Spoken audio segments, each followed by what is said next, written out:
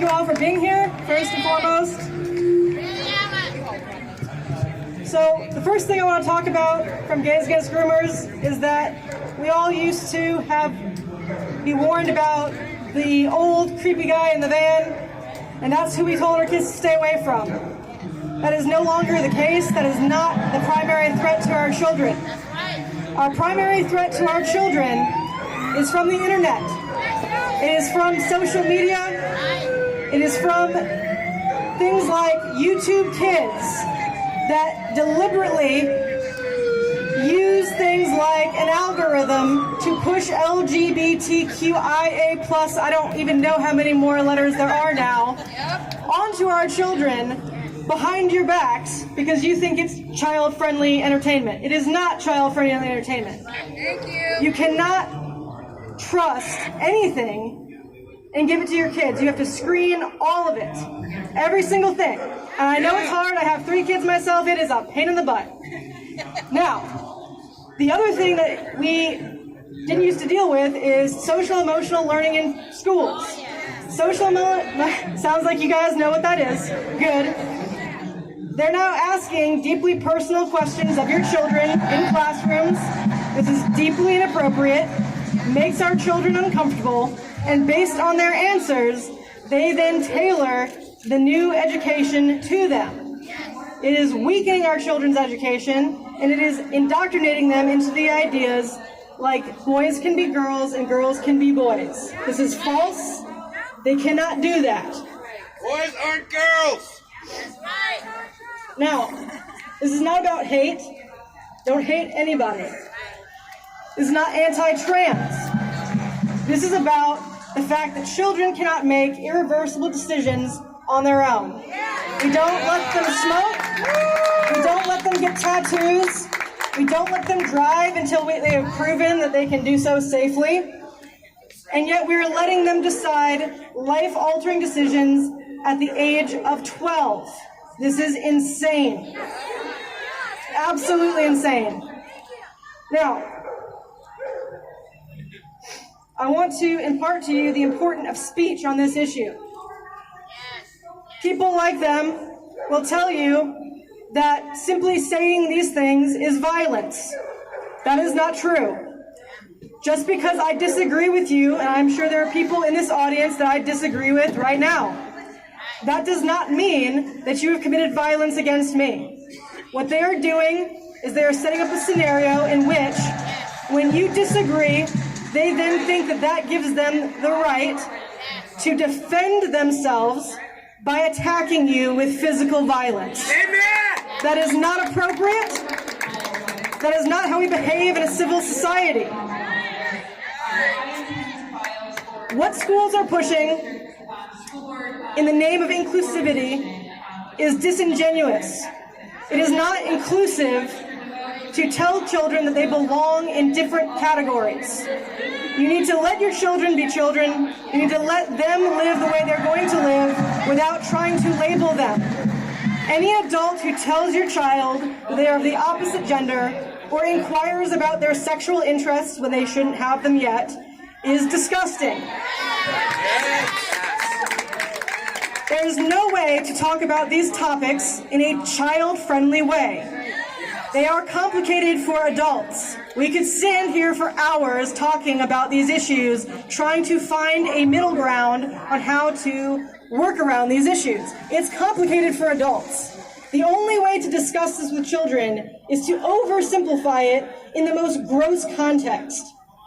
When you tell a child that they can just change their gender by just saying that they are, you are teaching them that reality doesn't exist. Nothing is more fundamentally harmful for a child than taking away their ability to conceptualize the world. They need to be able to order the world in order to just understand it. When you take that away, they're confused, and that confusion leads to anxiety and depression, rates of suicide. We've seen it all. Children need standards.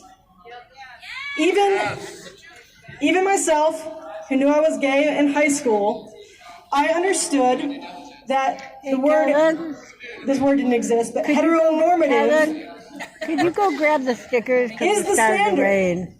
Anyone who tells you Thanks. differently is lying to themselves. And that's not bad. I don't need to see women kissing women and men kissing men in movies in order for me to know that I am gay. I don't mind seeing it, but I don't need it to know who I am. And the lie that we need to tell your children, we need to show your children what sex is, we need to show them what gay sex is so that they're inclusive, that's a lie. They can figure this out on their own. There are whole generations of gay people and transgendered individuals who figured it out without all of this garbage. And that is still true. So now I want to talk about the myths around gender-affirming care. Nothing could be a more disgusting euphemism than gender-affirming care. First of all, it is not care. It is experimental at best. So one of the things that they say is that this prevents suicide. That is a dubious claim at best, and the data isn't there to support it. If you look at historical suicide records, you will see that there is no spike in child suicide. They have been relatively stable all through history until now. Hey, can you open when we are it? supposedly in the most inclusive, understanding, I could do sensitive it. time in our lifetime. Child suicide rates are the highest they have ever been. The data does not support their claim that if you do not affirm your child, if you do not allow them to take puberty blockers, that if you don't allow them to access hormone replacement therapy, and if you don't allow them to mutilate themselves with surgery, that they will kill themselves. That is not true. Oh, that's Your a bad child might be footage. suicidal. That is a separate issue, Thank and one you. that you should take very seriously. But it is not answered by permanent alterations to their body.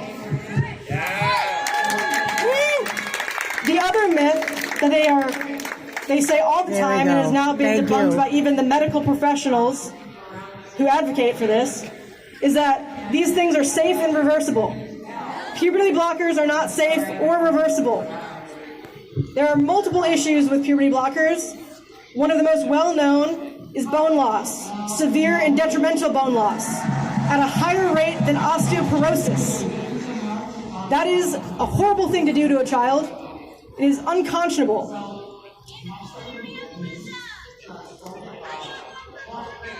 She is correct. Pulmonary embolism is another side effect of some of these medications. Now, one of the less known things is that if you are of an age where you have not yet achieved sexual function, and there are children in the audience, so I will try to be vague, then you will not achieve it if you've been on puberty blockers. That is at around 80 to 90%. And children who have gone on it any younger than 10 have not had any sexual function. Jazz Jennings is an example of this, where if you have not had sexual function before you get on these medications, you likely never will have it. That is so egregiously horrible that I can't believe that the people that advocate for sex positivity would support this. It is egregious what they are doing to our children. It is egregious that they are lying to you the way that they are. And it is even worse that the medical community is being as obtuse as they are. They hide the facts from you. They distort the statistics. And they lie about how likely it is that you will face complications from these procedures. They leave it to parents to dig for themselves when they should be upfront with you to begin with. For example, Seattle Children's Gender Clinic performs surgery on minors. It says this on their website, and they do everything they can to try to mitigate what they mean by this. What they mean is that the youngest case that they have had is a 15-year-old deciding to cut off her breasts. That is unconscionable as a medical professional that you would do this. Now, they like to say that there are things like cancer patients.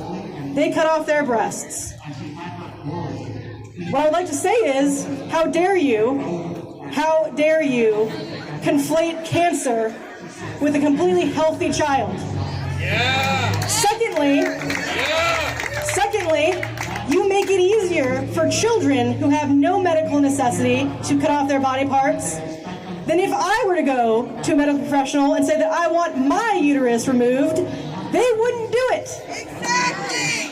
They would not do it. They would make me take all kinds of tests. They would ask me if I was sure, do you not want to have children, blah, blah, blah, blah. But if I told them tomorrow that I am actually a man and I would actually like to have that removed to affirm myself, they would schedule it right away. 100%! They would do it 100%! Now, we all here know about the industrial medical complex. There's a lot of trouble in our society around accessing medication that is expensive. I'd like to tell you a little bit about how expensive it is to achieve gender-affirming care. So for vaginoplasties, that is for men or boys to have a neo-vagina, you're looking at $4 to $12 grand per procedure. And that is on top of $1,200 per month for puberty blockers, or about $1,500 per year for hormone replacement therapy. You add all that up, and that's not even including the complications of multiple surgeries. Now, phalloplasty for girls, which is where they create a fake penis, that's the most expensive. $20,000 to $100,000 per procedure. Now, I would like to let you know that of all categories, the most egregious jump in people who are identifying as trans, rapid onset gender dysphoria is what they're calling it. I like to call it social contagion. What they're doing, that category, is girls. There are more girls than ever who are identifying as trans. And that is big money. All they see when they look at your children is money. They want to make your kids lifelong medical patients so that they can rake in the dollars. Do not let them do this. It is egregious. Not only will you pay the price, but eventually your child will pay that price for the rest of their lives. Yeah. And if you didn't know, you are already paying for this in Washington. The Trans Health Program, which is Medicaid in Washington, is freely available to anyone who applies for it under Apple Care. You are already paying for this. Ooh. Now, I want to talk about the reason we're here today, which is to oppose Senate Bill 5599. Some of you might have heard my testimony, might have heard some of my videos talking about this bill, so I'm going to try not to be repetitive. Our biggest objections for Gays Against Groomers are a couple of points. One of the first is that one of the first things this bill says is that any person can harbor a minor who runs away from home if they are seeking gender-affirming care. Why would the federal government, or why would the state government, care so little about who is watching your children? They don't care about your kids. If they don't have a standard for who is allowed to harbor them, then they cannot care about children. Any pedophile, any sex offender, any abuser, anybody can harbor your children, and they will not background check these people. All they have to do is report that they have them. I guarantee you they will not check on that person. They will applaud them for their public service. Now, there is also no time restriction. Puberty blockers and hormone replacement therapies need to be continually administered. So if your child is seeking gender-affirming care in order to receive these things, then there is no time limit. They can stay at a youth shelter. They can stay with, hopefully, a friend or someone you know who actually isn't going to abuse them. But anyway, they could go anywhere to receive this, and it's indefinite. You could, theoretically, see your kid one day and then not see them again until they're 18. That could happen.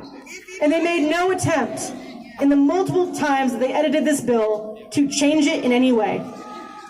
There is no attempt at family reconciliation counseling or reunification. That was an amendment that Jim Walsh proposed for this bill. They shot it down point blank. If your concern is the safety of children, Why would you object to more therapy? Honest question. To those of you who might not know, an example of how this is going to go has already occurred. In the state of Virginia, a girl ran away from home because she thought that she was trans. And she thought that she was going to go meet a 14-year-old at the skate park.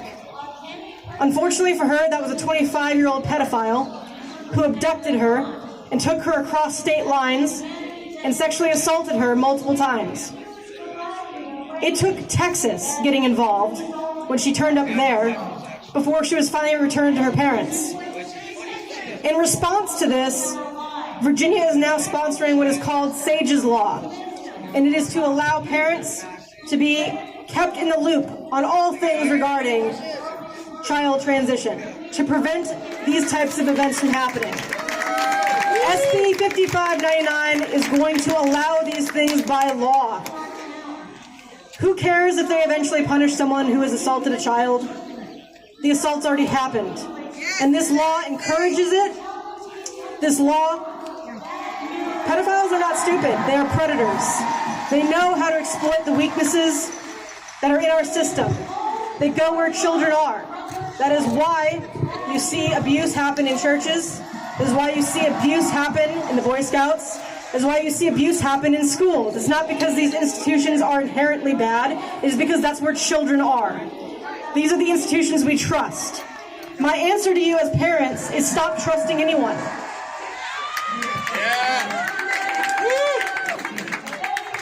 Now to talk about HB 1469, which is the companion bill to this bill. This is more of a state issue, and this is more existential than it is directly affecting your children. This law encourages states to ignore the sovereignty of other states. If a state like Texas were to subpoena Washington for the violation of their state law, Washington will ignore them. They will not honor their laws. They will tell them off. This imposes a moral superiority that says that Washington and other states like it know what is best, and they will enforce it. If they deem that you do not agree with them, then they simply will take your rights away. Now, HB 1469 is a direct violation of Article 4, Section 2, Clause 2 of the U.S. Constitution. That is the extradition clause. It is not self-executing. The federal government cannot force these states to comply.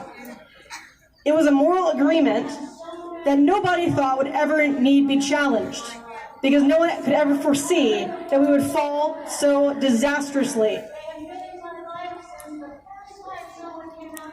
What this does is this encourages other states, which may or may not hold your values, to enact laws similar to 1469 in the opposite way.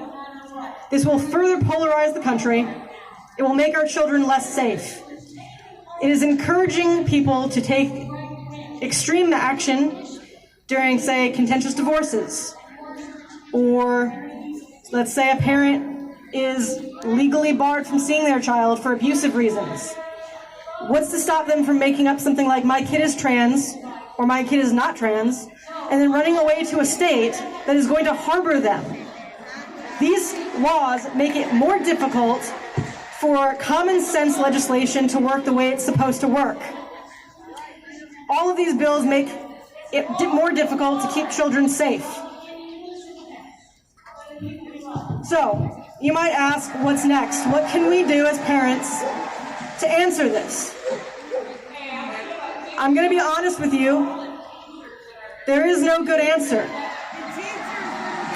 Now, one of the first things you can do is have real hard conversations with your children. It is uncomfortable to talk about sex. It is uncomfortable to talk about gender. These are things we never thought we'd have to discuss with our children. They want to indoctrinate your children into an ideology. If you do not offer up a counterpoint, do not be surprised when your children follow their lead. You have to give them something else. Those conversations are awkward. They are difficult, I understand. but it is necessary. You have to talk to them about what trans is and why it doesn't make sense. You have to talk to them about their feelings. You have to discuss with them why, if that's really how they feel, then they need to wait. And you need to do the hard thing as a parent and parent. Do not allow unsupervised access to the internet. It is so easy to hand them the phone, hand them the tablet, give them on Netflix, give them onto YouTube. This is not the answer. So much that. All of these, Shut your kids' internet off. all of this stuff is coming to them through social media, through their friends on the internet. People like Jeffrey Marsh, who target children, who try to separate them from their parents, who tell them that if their parents are mean to them or don't let them do whatever they want, that they don't love them. Keep them off the internet. You need to be more due diligent in what you're doing. It is difficult, it's tiresome, it's taxing, I know. There is no alternative to though. You should be able to look behind you at our Capitol because they have sent you a clear message. They do not care about what you say. They do not care how you feel. They think you are wrong. They do want your money and they want your children. Now, if your child is at risk to falling to this ideology and you feel like your rights are truly threatened, I urge you wholeheartedly to move. I urge you wholeheartedly that if you cannot move, homeschool your children.